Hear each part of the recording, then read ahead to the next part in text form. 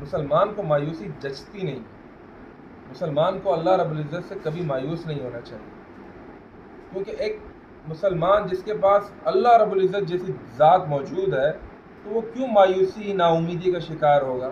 چاہے مسائل کسی بھی طرح کے ہوں، چاہے آزمائش کتنی ہی بڑی کیوں نہ ہو، چاہے مصیبت ایسا لگ رہا ہو کہ یہ حل ہونے والی نہیں ہے، پھر بھی مایوسی نہیں بنتی۔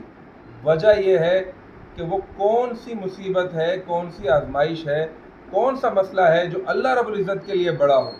اللہ اکبر، اللہ تو سب سے بڑے ہیں، اس کے لیے کون سا مسئلہ ایسا ہے کہ جسے حل کرنا، کون سی آزمائش ایسی ہے جس سے آپ کو نکالنا اس کے لیے مشکل ہو۔ اللہ کے لیے کوئی مشکل نہیں ہے، اس لیے مایوس نہ ہو، امید اپنی نہ توڑیں اللہ رب العزت سے۔